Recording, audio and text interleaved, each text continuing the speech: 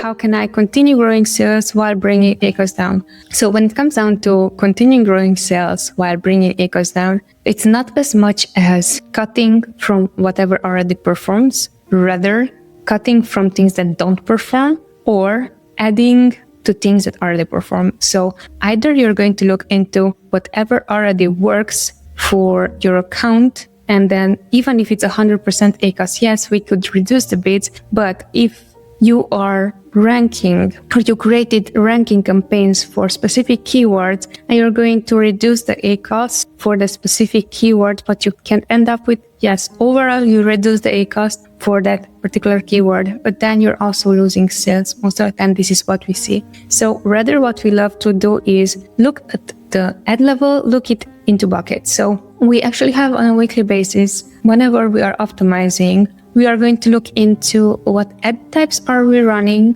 right? So it is sponsored products, sponsored brands, sponsored display ads. And then after that, okay, what is a specific for that particular ad type? So for example, for sponsored products, we want to know, is this a manual campaign? Is it an automatic campaign?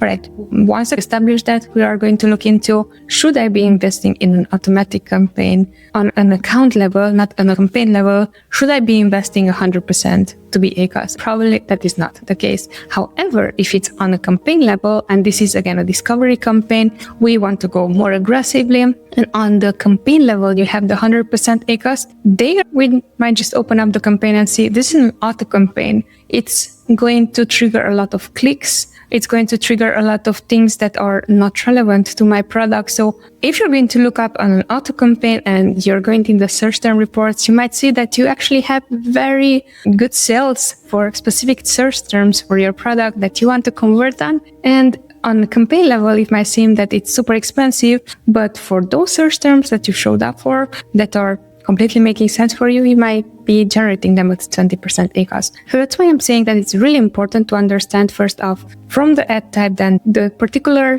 qualifiers of the ad type, auto versus manual, which one are you running, and then see exactly based on that how to take the decision, right? Because when it comes down to growing your sales while bringing ACOS down, most of the time what people ask is, how can I make this as cheap as possible? That is not always the question, or not the best question, is how can I make this as cheap as possible while making sure that I understand what I'm doing? Because most of the time what is happening is that everyone's going to advocate for reducing your ACOS, but no one is really taking the time to explain to you that if it's an auto campaign, it's going to act differently than an exact match campaign, right?